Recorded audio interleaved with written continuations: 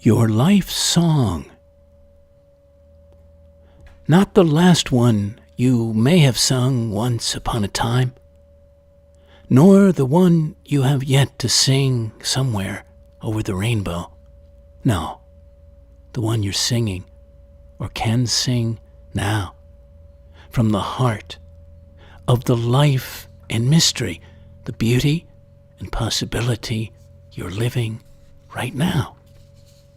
The song your soul holds, your being has to sing out without thought or pause, to the rafters of yourself, to the listening ears of the world.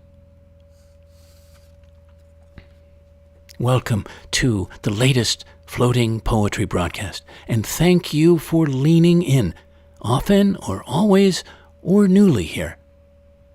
I'm glad you're along for this show, number 156, the third anniversary of my ongoing weekly series, coming to you live from the sea-singing coast of Rhode Island. This is your poet and poetorialist Colin Goedecke, a voice for living our days more fully, more alively, more poetically. One moment here before I continue, for those who didn't hear the special announcement I made last week about an oasis of regenesis, a portal to possibility, a multi-sensory offering forthcoming that I'm guiding called the Poetosphere. There's a curtain raiser up on the site at thepoetosphere.com, Poetisphere. And I hope if you visit there that it excites and resonates with you and with other like spirits seeking deeper enlivenings and enlargings of self and with the surrounding living world.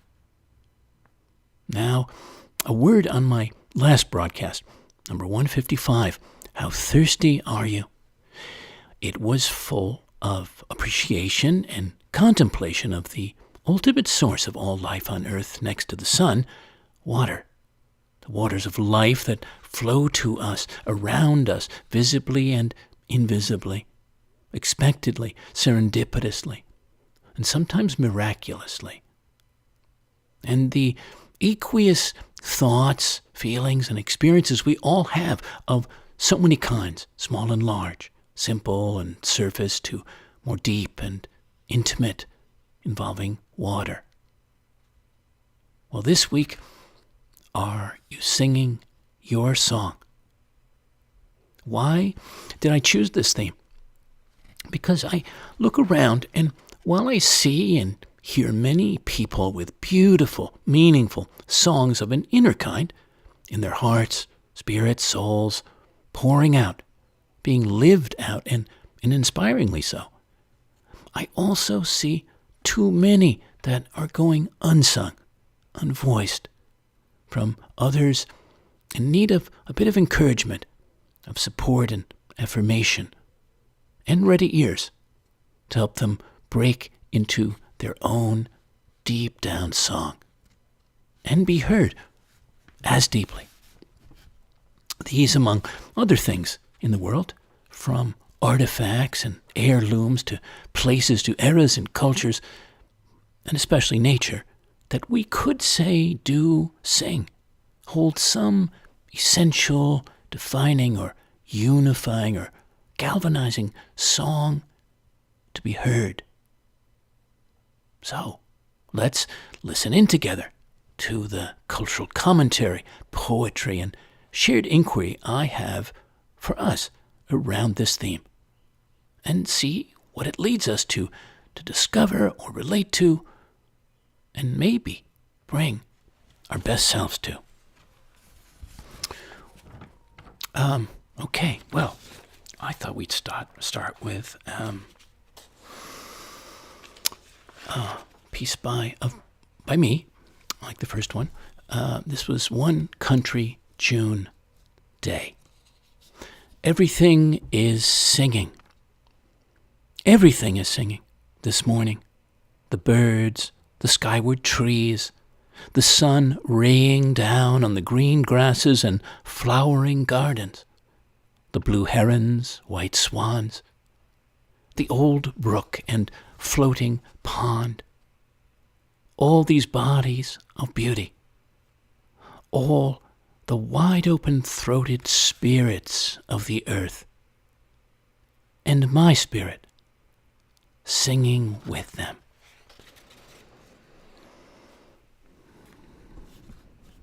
Ralph Stevens, A World of Singers.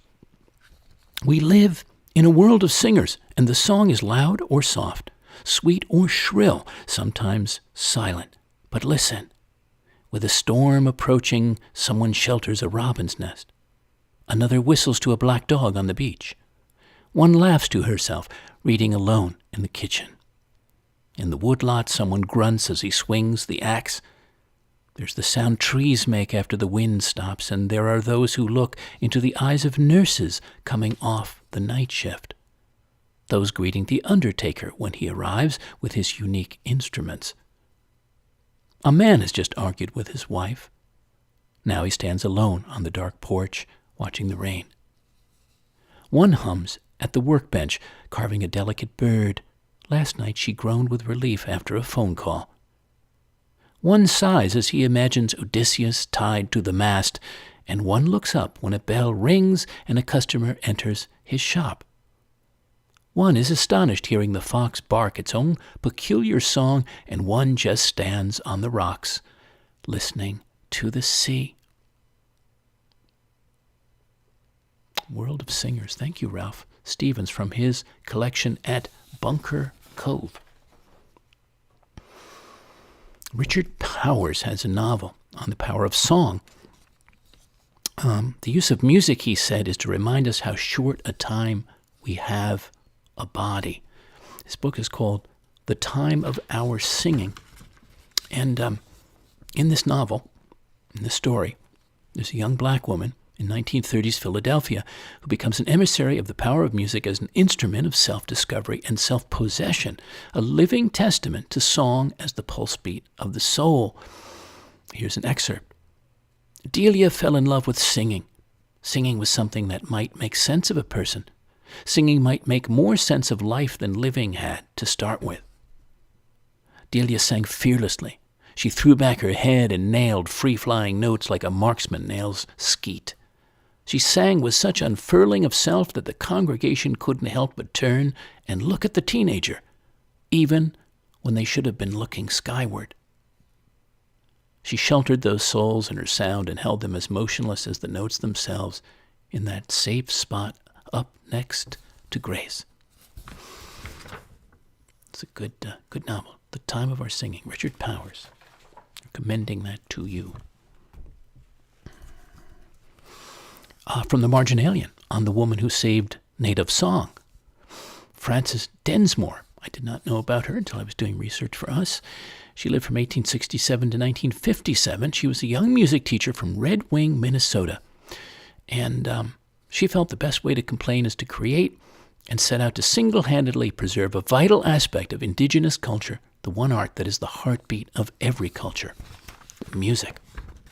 Her 1926 book, The American Indians and Their Music, she said, music is closely intertwined with the life of every race. We understand the people better if we know their music, and we appreciate the music better if we understand the people themselves. She said in there, the Indians used song as a means of accomplishing definite results. Singing was not a trivial matter, like the flute playing of the young men. It was used in treating the sick, in securing success in war and the hunt, and in every undertaking which the Indian felt was beyond his power as an individual. As one said, if a man is to do something more than human, he must have more than human power. Song was essential to the putting forth of this, quote, more than human power, and was used in connection with some prescribed action. Thank you for her book and that note. Alicia Ostriker's poem, Song. Some claim the origin of song was a war cry. Some say it was a rhyme telling the farmers when to plant and reap. Don't they know the first song was a lullaby pulled from a mother's sleep, said the old woman. A significant factor generating my delight in being alive this springtime is the bird song. that like a sweeping mesh has captured me, like diamond rain, I can't hear it enough, said the tulip. Lifetime after lifetime we surged up the hill, I and my dear brothers, thirsty for blood, uttering our beautiful songs, said the dog. Thank you, Alicia Ostreicher. The singer known as Morley, if you know of her, she said music is the sound wave of the soul. Like that. It opens you up to another part of yourself or beyond the notion of yourself. That song itself has long legs. Sometimes you create something and it just travels and it resonates. Yes. Songwriter, Australian singer-songwriter Nick Cave, you may know of him, on songwriting. He said about that, among other things, sometimes I write words that seem to vibrate with potential, even though I may not understand their exact meaning. That vibration is a promise. It promises that in time, all will be revealed. I've learned to trust that intuition because I know I'm dealing with a metaphoric form that is essentially mystifying, and that a seemingly insignificant couple of lines have the capacity to reveal, in their smallness, in time, all of the world. Wonderfully said, wonderfully said. Poet new to me, William Simpson, wrote this, a Hopi homesick song. To the staccato of the booming drum, to the dance step of moccasined feet and swaying of brown bodies, they sang. Said the very old man at the drum, it is a homesick song of lonesome deserts, of grinding the corn, of a roof overhead, the love of woman, and of the path to the sunset, where we go tomorrow. Ah, then I knew why it sang to my heart. Thank you, William Simpson. Well, here are questions for you about singing your song and hearing other songs out in the world. What is your song? Your life song? Or some burning heart song? Or a song of your spirit? Or any kind of song of your deeper self? Joyful to sorrowful, aspirational to celebrational. Something vital, meaningful, greatly felt, with or without words. Are you singing it? And if so, singing full on? And what does that feel like? And why and when did you begin to? What was it like before you did? And where has it led you since then? Do you know what your own true inner voice is? And how often or when was the last clear time you really heard that voice? I actually did a program, I don't have the number in my head right now, but on our voices, on our true voices. You can look back on the playlist for that one if you're interested. Who in your world, your circles, is a great example of someone who's singing their inner song in a fine or fearless way? Did your parents or grandparents sing theirs? What about your siblings? What about someone in the wider world, a public figure you might admire, past or present? Have you encouraged someone in your life to go for it, to open theirs up, to fountain their song out? I decided, actually, if I was to be buried in a cemetery, instead of cremated, to have a headstone that reads, his life was a song, his life was a poem. Big believer in the power of song, not just literal song, obviously, as we're talking about. I am curious, too, if you've had experiences of nature expressing itself to you, its essence in, quote, song, one heard beyond the outer ears, like the greater song of the land, the wind, the sea, mountains, birds, other animals, the planets? And what about some seemingly inanimate object, a family heirloom perhaps, or a cherished artifact, or a musical instrument, maybe a room in a house, or some piece of furniture? I believe everything like this has some form of vital song it carries inside, or can. And when we tune our beings, it can be heard, it can be felt, however seemingly quietly or subtly, as does the energy, the vibration of an actual song. Apropos, when was the last time you literally sent a song flowing through your voice, through your body, all by yourself, and maybe sang a cappella, or in a group? And how did that feel? Maybe it's time for you to do it sometime soon, maybe after the program. What song out in the world touches you most deeply, or has, and what about that?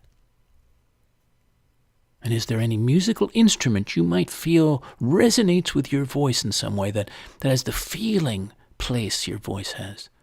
Like a cello or a piano, a pipe organ, a sousaphone, a French horn, for example. I was wondering about that myself. I also feel it's beautiful and vital to learn not just to sing from our innermost selves, but also learn to listen as deeply to ourselves and to the songs of others and to that of the world around us, including the song of the universe.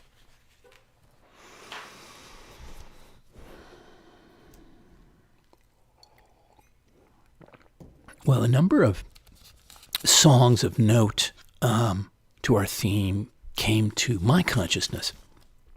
I'd like to share a few stirring, evoking, affecting ones, and maybe give them to you a bit sotto voce, in quiet voice perhaps, or at least pieces of them. One of them I always loved, or have loved for decades actually, since I first heard it and have sung it before, is a beautiful song from Handel's Semele, Semele. And it's a song about being seen and not unseen in the world. And how many people do not want to be invisible in the world? I think there's quite a few. So this is a Let Me Wander, Not Unseen. Let me wander not unseen by hedgerow elms on hillocks green. There the ploughman near at hand whistles over the furrowed land. There the ploughman near at hand whistles over the furrowed land. And it goes on, it talks about the milkmaid singing blithe, and the mower whetting his scythe, and every shepherd telling his tale under the hawthorn in the dale. Handel, Let Me Wander Not Unseen. Then there's a contemporary folk song by a folk singer I absolutely think is marvelous. He has many songs that are beautiful, and this is a very deeply, to me, beautiful, soulful song, To Self, for solo guitar, about going further in, which is the title of the song, Further In. Love this song, and here's just the beginning. Further in. Further in, grandmother, grandfather, hold my hand as I go on through this life and try to understand the beauty of your faces I will never see again. But I know you're out with me now, leading me further in. Yeah, and it goes on, talks about his friends, talks about his love, And at the end, he talks about being deep in the mystery and like a wild river flows, the song as he goes further in. Listen to that sometime. Greg Brown. Tom Waits has a song that I remembered from, he sang, of course, he has such a distinctive, right, voice, very whiskey voice, kind of, I guess I would say. And he sang in Jim Jarmusch's film, Night on Earth. You might want to dial it up sometime. The Good Old World Waltz, Tom Waits. But it leads in this way. When I was a boy, the moon was a pearl, the sun was a yellow gold. But when I was a man, the wind blew cold, the hills were upside down. But now that I have gone from here, there's no place I'd rather be than to float my chances on the tide back in the good old world. Yeah, there's more to it, of course, but good listen. I think that might fill you up in an interesting way, and the others, and there are many others. All right, why don't we go from those? The English philosopher and poet Edward Carpenter. He said, love can only say what it wants by the language of life, action, song, sacrifice, ravishment, death, and the great panorama of creation. Or panorama, if you prefer. So I was thinking of love songs, so to speak. Right, again, we put that word song in quote, because we're not necessarily talking about torch songs, for example. This is a poem for a beloved couple that I have known for a long time. This was in 2019, Rachel and Douglas, on one of their anniversaries, their 17th. It's called Swaying. Yes, but here, this is also for all couples who are, I would say, deeply heart to heart, who have learned how to be with each other's melodies. Maybe you are a swayer with another. Swaying together with the moon, with the wind, the wild ocean waves, with the risings of desire, the songs and silences of the soul, with the tides and tempests and testaments of living and loving, with the deeper rhythms you have found and followed, made and echoed, that keep you so beautifully, so passionately swaying. Love out to them, in case they're listening now or later.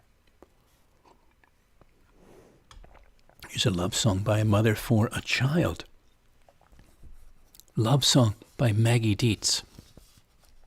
The ancients would lift a clay spout to your lips, water and honey and wine. I give you milk, softened with wine, and swear you'll never hunger, never thirst while I'm alive. What suffering I can't preclude, I'll soothe with singing. My future for you, not the greenness of a leaf, but of the leaves on all the apple branches. Fire, I give you fuel, I sweat and chop the wood. I tender forever in you who begin where I end, as if your body is my body, your elegance my elegance. Sustenance, emptiness is lack of you. Yearning is the road to where you are. You are the road, the where, the song, the hunger. Child, I give you sleep. I sing you there. Thank you. Maggie Dietz, love song from her collection, That Kind of Happy. Again, another new to me poet. It's easy to fall into silence or an abyss of sadness, isn't it, during the dissolution of a big relationship? But how about this? Let your heart break. Not into darkness, a hard stop or sorrow, but into sunlight, a wild gallop, and song.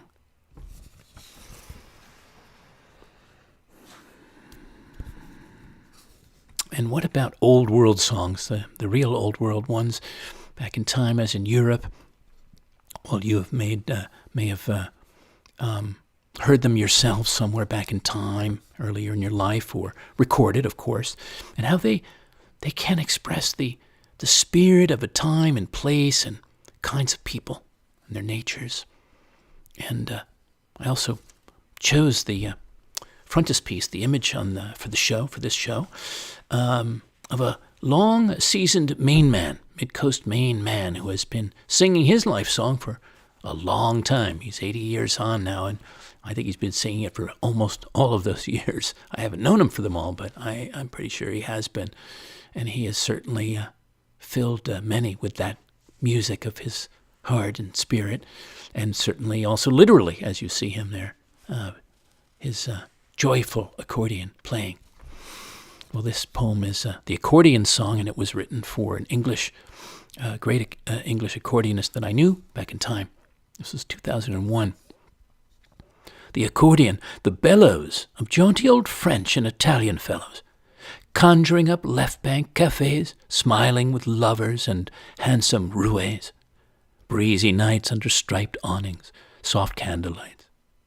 Old-world days we imagine living in, drinking in, days of berets and gay Parisians, of Fellini-filmed Romans and sun-skinned Sicilians.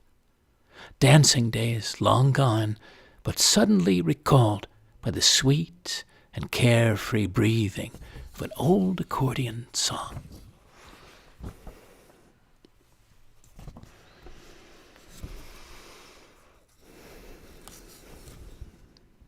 I also brought together some, let's call them, quote, friend songs, friend song poems, and some of them playful. And I love playing with, of course, words and history and songs, too, and things that happened back in time. Bring them into someone's life story. This is like this poem for my fine friend back in time, Jeffrey Steiger, on his 57th birthday in 2013. Love me tender. You came into a world of heart and song, a time of moon glow and Canadian sunsets, true love, green doors, blue suede shoes, and bebop-a-lula. A world that was sometimes binging or singing the blues or just walking in the rain, but also often taking a walk hand in hand, you, a jukebox baby, young rock and roll waltzer, soon to become a Mr. Wonderful, so tenderful. Que sera, sera. Love me tender. This was for my wonderful, another Maine friend, Richard Loren, on his 76th birthday. 76 trombones and a marching band are not enough for our music man, our musical man, music-loving, music-making man, our musing on the universe man, a song of heart and soul, a band of candor and wonder unto himself. Out to him with love, and all of you. We can be one man, one women bands, marching, playing through the world, through our days. Okay, here's one more. Because I was thinking also of, quote, birth songs and the ones that run through our newborn selves and beyond. But start somewhere. This was for my artist friend Joy Creeves on her birthday, 2019. She may be listening right now. I hope so. Joy to the world.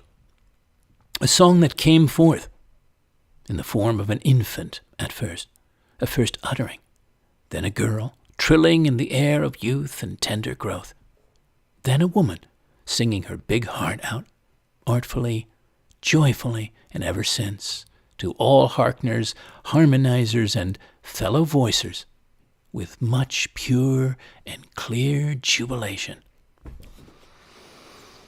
Joy to the world, that's the way to sing it, joyfully.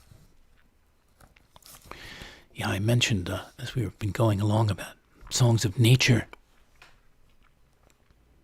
And as I listened to the earth singing in Germany one March, this poem bloomed in Berlin, 2015. A Morning on Earth. It's an early spring morning, of bell song and bird song, sun song and crocus song, tree song, green song, earth song, Erdenlied. Here's Lucille Clifton's spring song.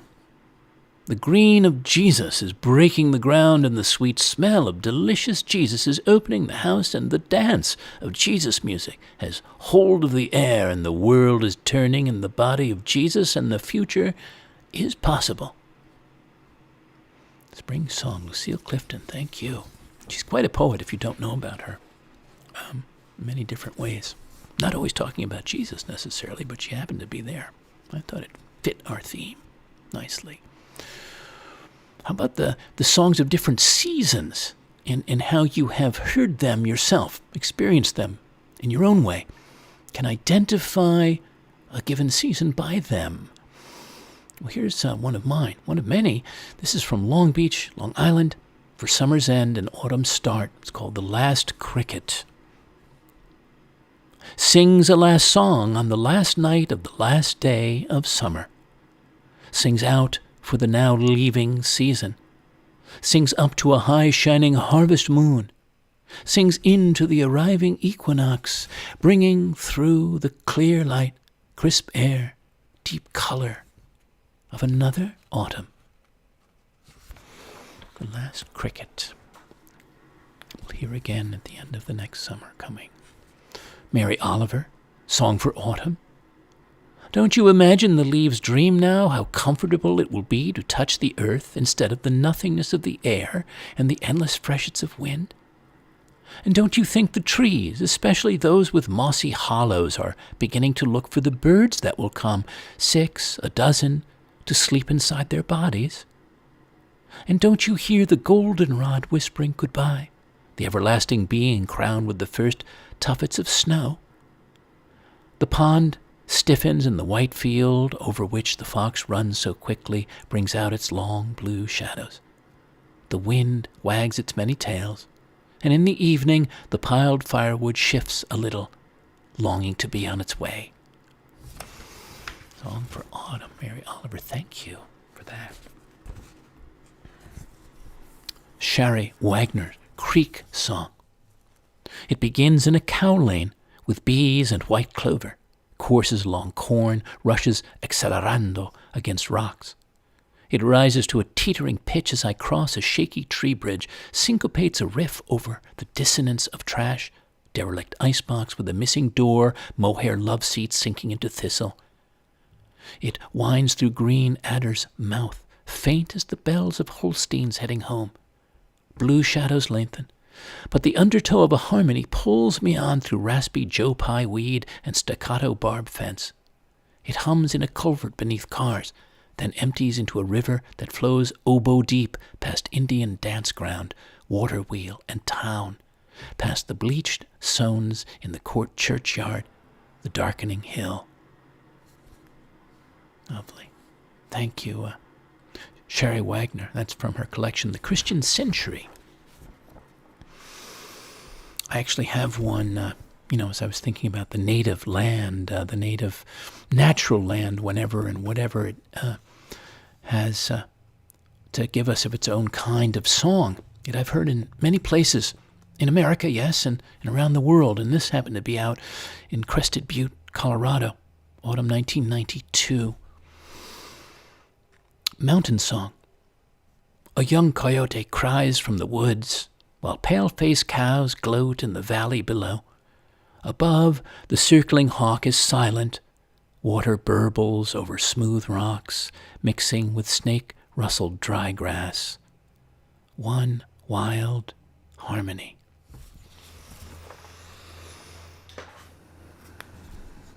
The robin sings its song, its whole self, from the center, the bright red center of its breast. Never hesitates or longs to sing out its winged soul, simply does, no matter the day or whether anyone is listening. And what of us and our life song? What of those afraid or waiting, unsure or forgetting their natural calling? Shall they be like the robin, and follow, take heart, and let forth without bother or further ado our own springing music, the pure song we each have to sing, can sing. Into every day we have breath, into every moment we're living, here in the inviting air. Like the robin. Yes.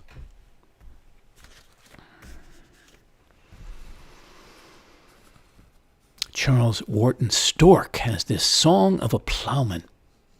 Cut deep my share in the furrows red, plows may not spare the bones of the dead.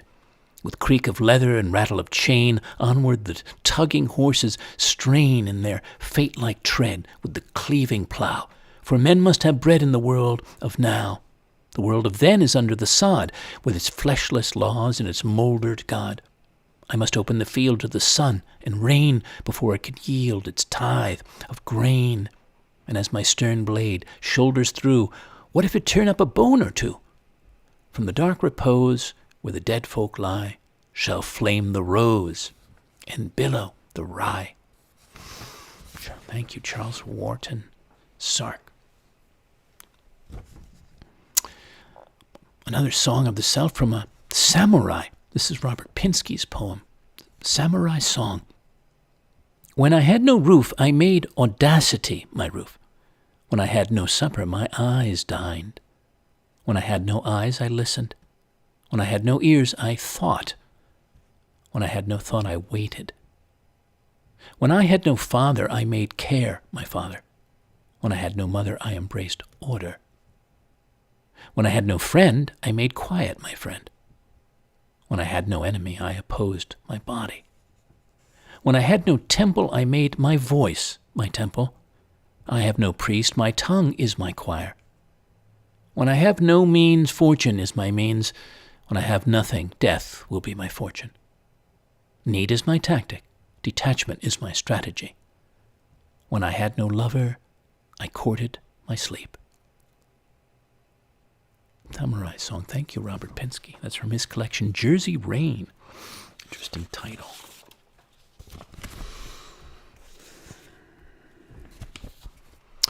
Well, I was thinking, as I mentioned in the questions, about artifacts and heirlooms and objects that may be imprinted, certainly with history and tradition, and perhaps some kind of song through that of their own. They're holding in or emanating out.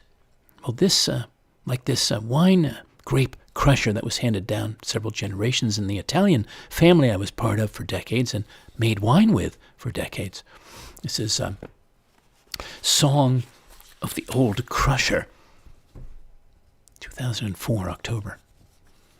The wheel handle of the still sturdy iron and wood crusher, handed down from old world to new, old man to eager, turns and, like a hurdy-gurdy, sings sweetly with its ripe mouthfuls of Merlot and Grenache and other grapes, squeezing the joy from the falling fruit that will soon ferment and season with age into stronger and deeper melodies to fill and fancy other outstretched mouths.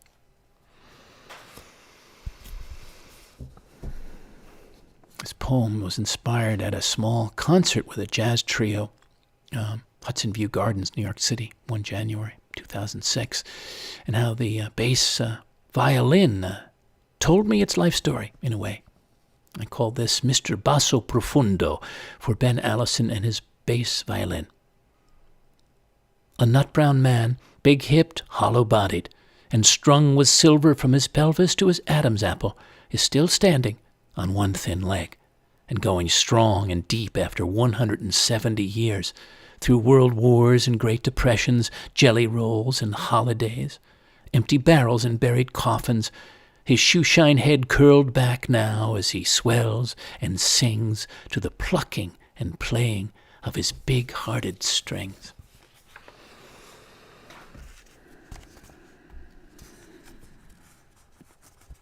Years ago, I sat by myself with an old Victrola in the living room of the House of Friends in Berlin, and I wondered, and this poem floated into me, or through me, somewhere from me.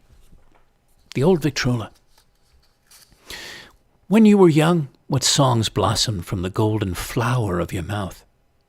What music floated out when the silver needle fell, when the sitters, the dancers, tilted their ears, their bodies in the long room leavened, like now, with March light ladling in through these near and far French doors, onto the blonde wood floors, the dove-gray walls, onto their bare calves, their soft hands.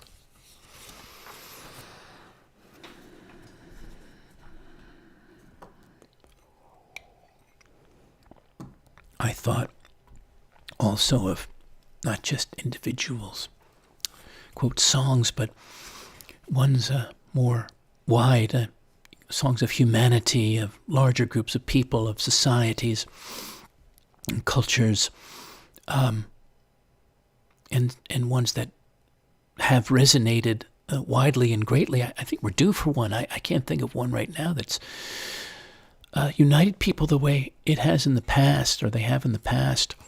So I was thinking also, of course, of, we'll call them, I guess, the protest songs in history, political anthems, not least.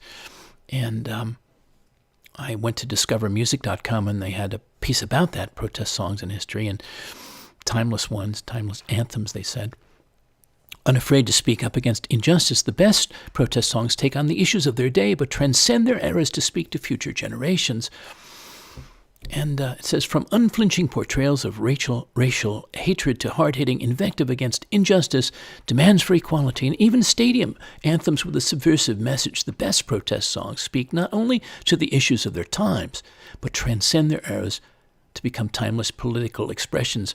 Hip-hop arguably remains the most politically engaged music of our current era, but throughout the decades, jazz, folk, funk, and rock music have all made contributions to the best protest songs of all times. And I was thinking of one in particular, and when I read that, which was Woody Guthrie's song, This Land Is Your Land, you may well know it.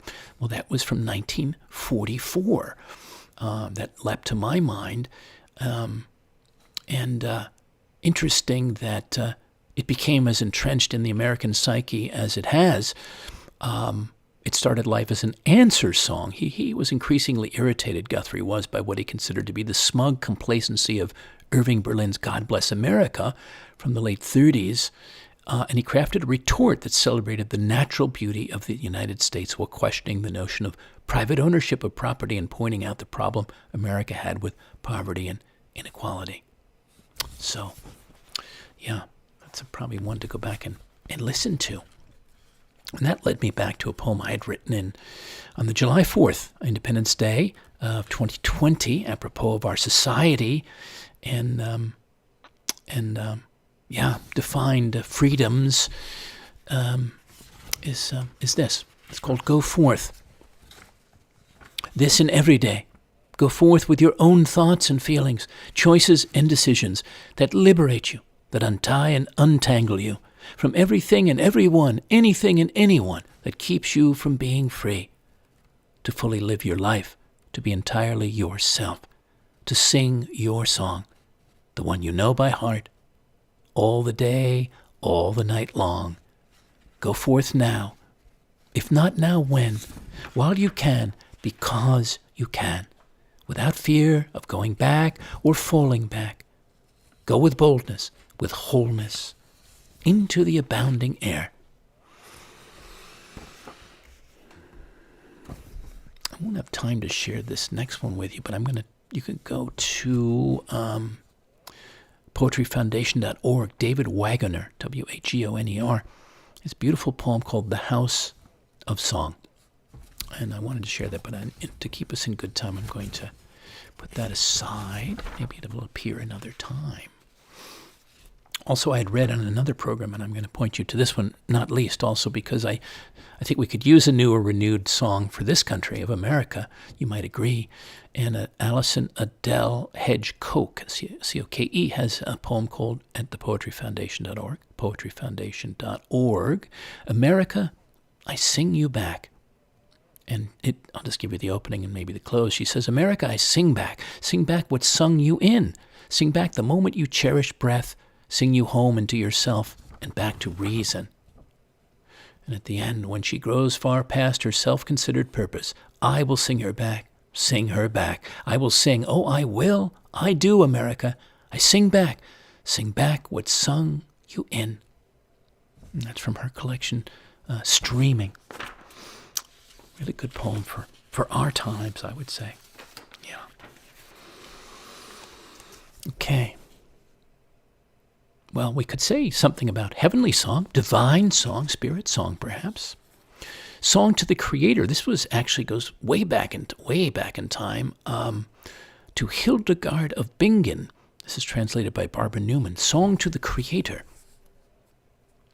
You, all-accomplishing Word of the Father, are the light of primordial daybreak over the spheres. You, the foreknowing mind of divinity, foresaw all your works as you willed them, your prescience hidden in the heart of your power like a wheel around the world, whose circling never began and never slides to an end. Hildegard of Bingen.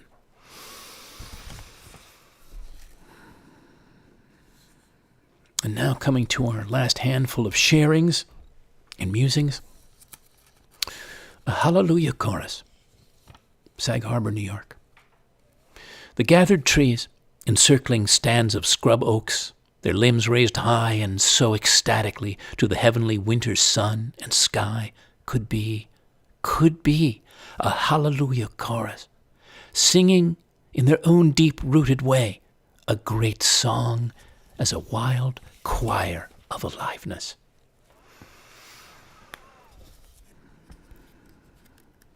J. Laughlin, The Lost Song. This song that I have made to tell of you, made out of a mouthful of air. Who but I will ever sing it? Who will know who made it, or for whom it was made? Richard Jones, Song of the Old Man. I could have died earlier, when my body was still perfect, all muscle and desire, and believed it was beautiful. But then I would have been denied the miracle of seeing, over the years, my body disappearing, becoming soft and hazy as an old photograph, like a bright memory fading into the unknown dark where memories go, until the body is finally forgotten, falling away like a flower stalk that survived the season to bloom just once, but still sent sweet scent into the air, becoming a part of everything there. Beautiful. New to me, Richard Jones, Song of the Old Man. And the great naturalist John Muir, he said on the intimacy of being, the sun shines not on us but in us. The rivers flow not past but through us. Thrilling, tingling, vibrating every fiber and cell of the substance of our bodies, making them glide and sing. The trees wave and the flowers bloom in our bodies as well as our souls, and every bird song, wind song, and tremendous storm song of the rocks in the heart of the mountains is our song, our very own, and sings our love. Thank you, John Muir. Beautiful. How about Walt Whitman, the very first part of Song of Myself, opening verse. Walt Whitman. I celebrate myself and sing myself, and what I assume you shall assume. For every atom belonging to me is good, belongs to you. I loaf and invite my soul, I lean and loaf at my ease, observing a spear of summer grass. My tongue, every atom of my blood, formed from this soil, this air, born here of parents, born here from parents the same, and their parents the same. I, now 37 years old, in perfect health begin, hoping to cease not till death. Thank you, Walt Whitman. Beautiful. The whole Song of Myself is quite extraordinary. Certainly a classic, I would say. Next to last for now, when you're flowing. When your heart is full, when your senses are open to all that's inside and out, when you're singing your life song, dancing your life dance, wild and free, to music only you can once in this lifetime make, everything is poetry.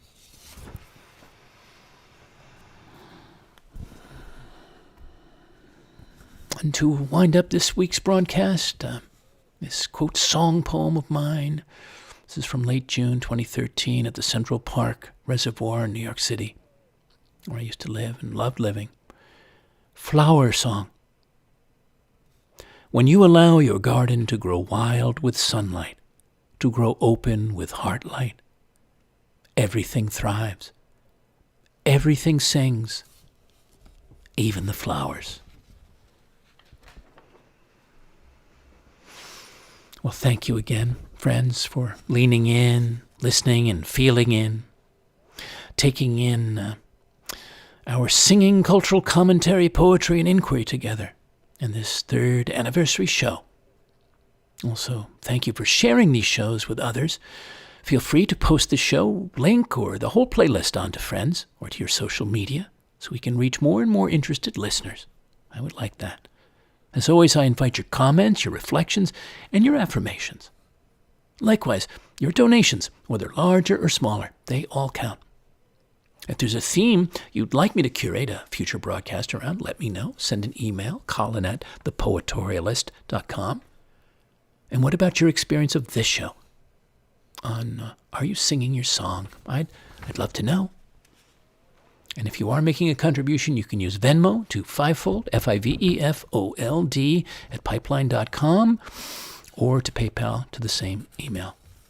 Or just a check to me at P.O. Box 1032, Westerly, Rhode Island, 02891, or donate through my site, thepoetorialist.com, and the Donate tab.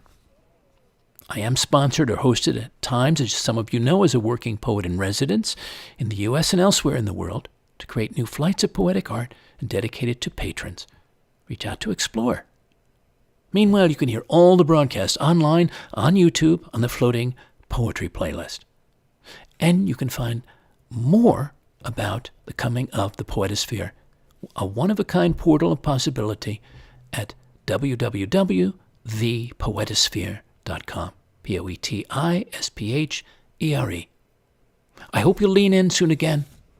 Until then, dear listeners, here's to singing your song, your life song, the song of your heart, your spirit, your soul, whatever it is. And to appreciating those who inspiringly sing theirs, and to hearing and encouraging others in your life to sing theirs, full on, who have yet to, but greatly desire to, long to. Not to mention the serenades of the seasons, the anthems of the heavens, sun to moon and constellations, the ballads of lands and seas, a cappellas of the animal kingdom, arias of the elements, wind to rain, the hymns of humanity. Let all these songs be sung, resound, and be well heard. Goodbye for now, and good spirits.